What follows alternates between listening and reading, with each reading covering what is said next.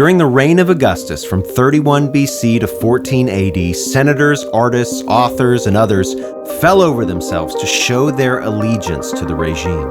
This sycophancy seems to have increased after 20 BC, the year Augustus finally got his so-called victory against the Parthian kingdom in Persia.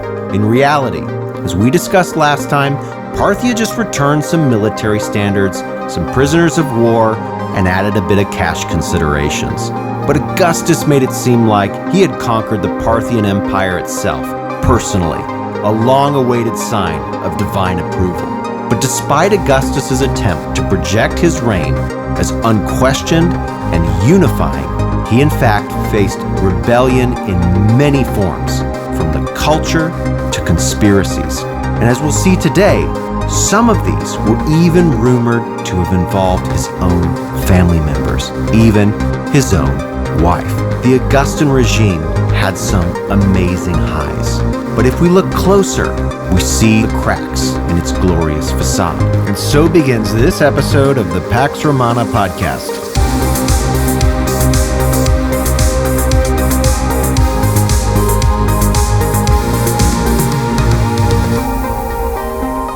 Episode 8, The End of the Age of Augustus.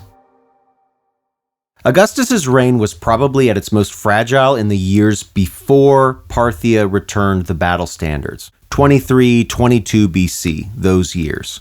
And what was going on to make that such a difficult time? Well, there were several years of famine in Rome, and that includes grain shortages. These shortages in the late 20s BC were the first that we know of since Augustus was called Octavian and ruled as triumvir and was the man who was prescribing and killing people. And there's no doubt that the grain shortages in the late 20s reminded people of those times. But now things were even worse because in addition to the famines, a pestilence swept through Rome. It killed livestock as well as people. And even worse, the river that ran through Rome, the Tiber, flooded, and it contaminated the lowlands in the city of Rome. It swept away houses, leading to even more deaths. And in the midst of all of this, Augustus himself became sick, and apparently was so sick that many expected him to die. And we don't have details of the sickness, because of course to record those details would be a passive form of questioning the regime. Again, not the last time that a political leader's declining health is ignored by the people who we might expect to report on such things. So all we really know is that Augustus was sick, and then he miraculously recovered. But this sickness put a scare into the people around Augustus, and the people in his inner circle began to wonder what his plans were for the day that he would eventually die. And at least some of these people decided they were going to accelerate that process. And again, we don't know the details, but there was a conspiracy hatched against Augustus. All we know is that it wasn't successful, the conspirators were tried, and that they apparently were close to him. But again, the sycophants around Augustus were unwilling to report details that would undermine the credibility of the regime. And so the history books are almost entirely silent. But then, as we learned last time, Augustus had a breakthrough. Parthia returned the military standards. And Augustus made a huge deal of that and used the momentum to pass moral legislation and then to hold the secular games where he was put at the center of Roman religion. He also convinced many poets and songwriters and artists, some of them of course were paid, to join with the government to promote both this broader ideology and also these specific laws that regulated sexual behavior and encouraged marriage and reinforced traditional male and female roles and rewarded childbearing. But not every artist was on board with the message. There were counter-narratives, and these were propagated by elite men who decided to go against the ideal elite lifestyle that Augustus desired for them. Military service, service in the courts, and then a political career. And instead, these men did something that was in some ways quite unexpected. They wrote love poetry. And this undermined Augustus in two ways. First, what I just said. Here are elite men not doing what they're supposed to do, not doing manly things, fighting wars and so on. But also the topic of their poetry ended up being quite scandalous, anti-marriage, and full of innuendo. In other words, the content of these poems directly undermined Augustus's attempts to impose his vision of morality onto elites and to present that image as universally held by elites. This poetry was called Roman elegy, and it only flourished during the age of Augustus. As soon as he's gone, it goes away. It was a unique form of rebellion in the midst of a unique age. This poetry valorized infidelity. These men openly spoke about courting married women. Quote, "I was idle, born to leisure, barely clothed, mind softened by lazy scribbling in the shade, but love for a pretty girl soon drove the sluggard to action, made him join up. And just look at me now, fighting fit, dead keen on night exercises. If you want a cure for slackness, fall in love." That's one of Ovid's Amores. Now, that's one of the least salacious poems that I could find. I want to keep this podcast PG at best. And you can search for Ovid or Propertius or some of the other elegiac poets if you want to read more. But I mention Ovid specifically because either his poetry or his interactions perhaps with Augustus's inner circle caused him to fall afoul of Augustus's notorious temper. And in 8 AD, Ovid was banished from the city of Rome. Historians don't know the extent to which Ovid's racy poems were responsible. Ovid just left one mysterious comment about why it was that Augustus was so angry with him. He said it was because of, quote, "a poem and a mistake." But coincidentally, several of Augustus's family members and friends were banished at the exact same time. And this grouping has led some historians to wonder if Ovid was part of a second conspiracy against Augustus. Again, one which does not survive to make the history books. So let's go back to what we can know. You'll remember that Augustus held the secular games in 16 BC. Augustus had firmly entrenched himself in the center of Roman religious life. And then, right after this, he leaves Rome. Why does he do this? Well, in the province of Gaul, Celtic warriors had streamed over the Rhine River and were assaulting Roman soldiers in the province. And so Augustus left to personally inspire those soldiers. He also helped lead the effort to improve the defenses on that border. And it's a good thing that he did, because the Rhine River, along with the Danube River, would be major incursion points into the Roman Empire, probably its leakiest borders. Now, for most of the Pax Romana, those borders were secure.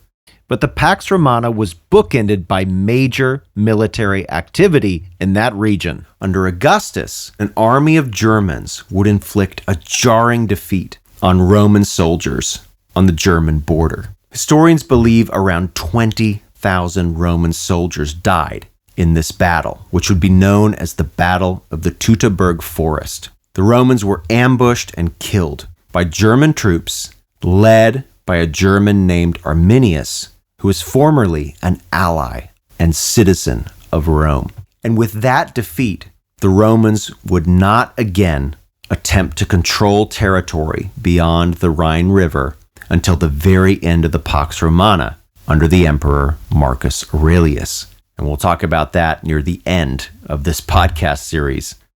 But back in 13 BC, that shattering defeat was still well into the future, and Augustus's 3-year project on the German border was basically successful. And so he returned to Rome that year in 13 BC. And it had been 3 years, and the Roman Senate, which had been completely habituated to finding its purpose in fawning over Augustus, are so overjoyed that Augustus had returned to Rome and given them something to do again, that they just start heaping honors again onto Augustus. And probably the most significant of these was a massive altar to the Augustan peace.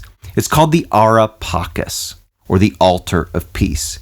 And this altar still stands in Rome to this day. It's so large that it's like a room without a ceiling. You can actually walk into the altar and look at all of the different panels and images on it. It has its own museum, for goodness sake. And the images are fascinating. They propagate the Augustan ideology. Images like a matronly goddess with children at her breasts, or bountiful harvests of wheat and healthy-looking livestock, war spoils, scenes from Augustus's ancestors in Rome's mythical past. But probably the most interesting scene on the altar is a carved procession of Augustus being followed by family members and friends and members of the Senate. And this is a scene which would have been important at the time because it effectively showed who was favored by the new regime, both in a general sense, but the scene also may serve to identify what is meant to happen when Augustus departs permanently, that is, when Augustus dies.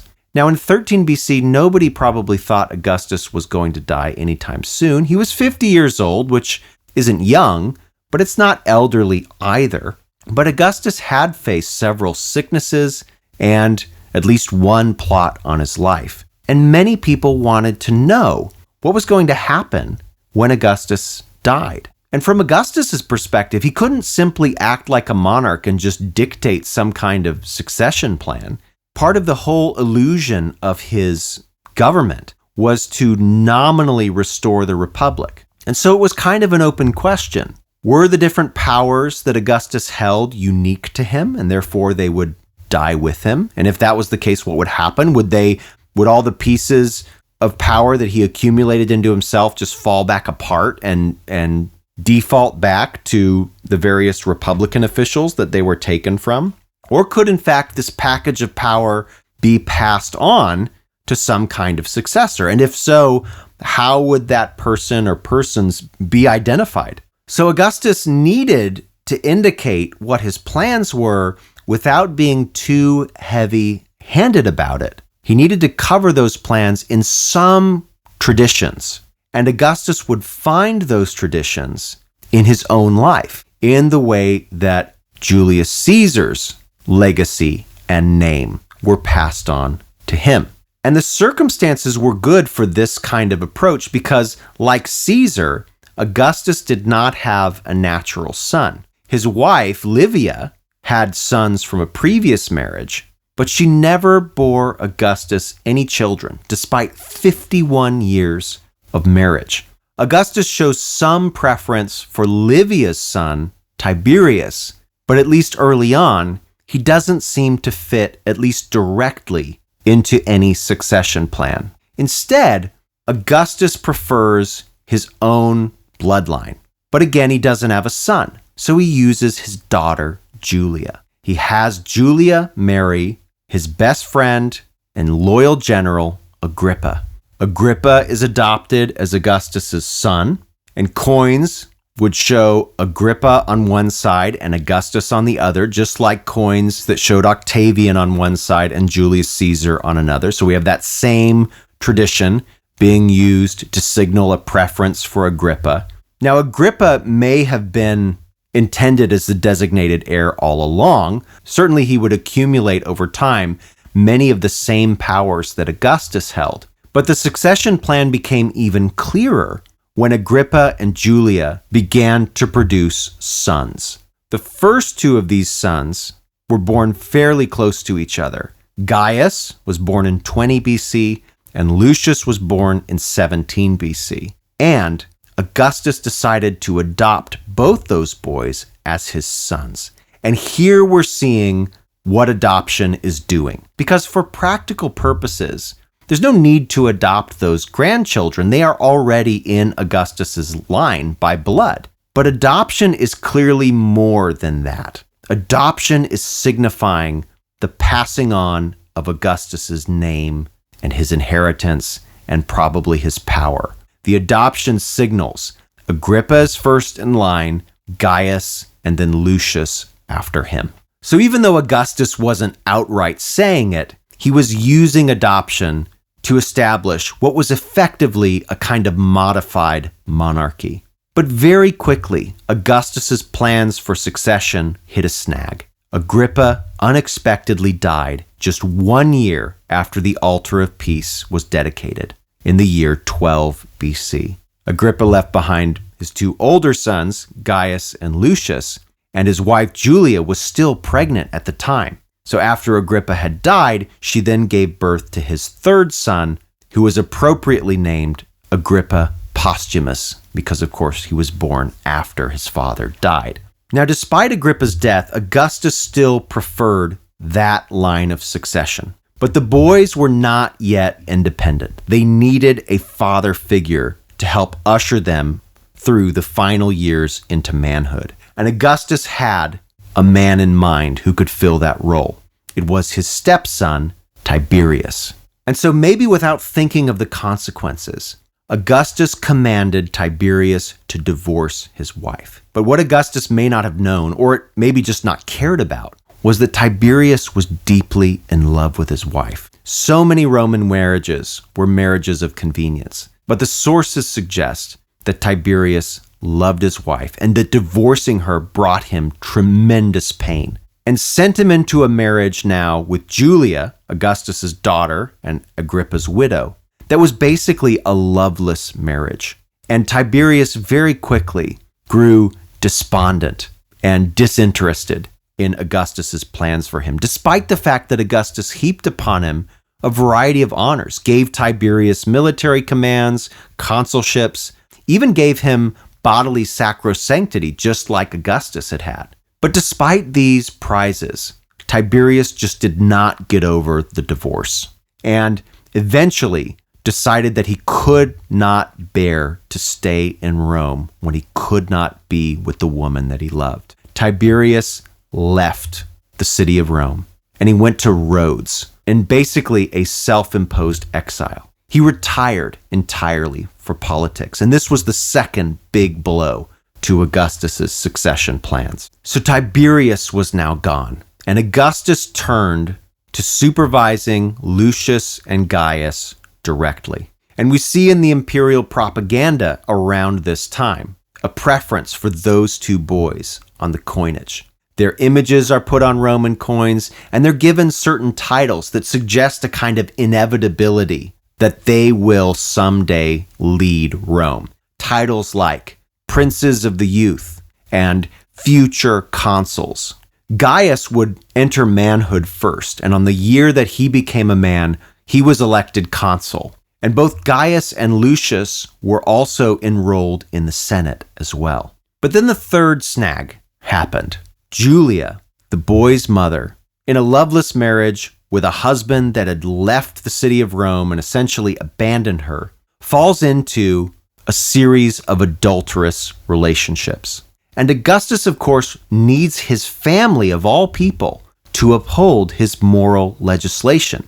Can't have a daughter that's openly flaunting his own laws and expect senators to obey that law as well. So Augustus imposes the penalties required by the law and exiles his own daughter. And he seems to have been pretty furious with her because he chose to exile her to a tiny island in the Mediterranean, just a half square mile in surface area. A couple of years go by and Lucius enters manhood as well. It's the year 2 BC. And at this point, Tiberius seems ready to re-enter Roman political life. But Augustus sends word to Tiberius and essentially says, "You've forsaken your family and your duty. Don't bother coming back to Rome." But Tiberius would benefit from a tragedy for Augustus. In the year 2 AD, the eldest of Augustus's grandchildren, Gaius, he was now 22 years old, and Lucius was 18. Lucius, however, who by all appearances was a healthy young man, became inexplicably ill. And at that exact same time, Tiberius began making his way back to Rome. The Roman sources begin to wonder at some strange coincidences.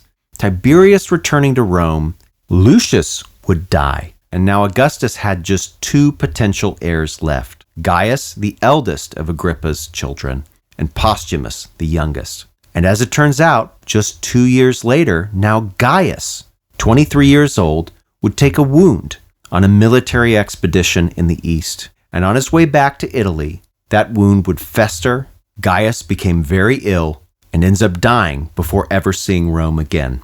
The Roman senator Tacitus, who kept track of some of the rumors that circulated at the time of these deaths, gives us a sense of the conspiracy theories that were floating around Rome. Quote, after Agrippa had died, first Lucius and then Gaius met with premature natural deaths, unless their stepmother Livia had a secret hand in them. Lucius died on his way to the armies in Spain, Gaius while returning from Armenia, incapacitated by a wound. Amid this sort of conversation, the health of Augustus deteriorated. Some suspected his wife of foul play. That's Tacitus's Annals. In this desperate situation, Augustus forgives Tiberius, brings him back into the fold, and even adopts him as his son. And Tiberius, in turn, adopted his nephew, Germanicus, as his son. So that's one line of succession that's open to Augustus, although not a preferred one.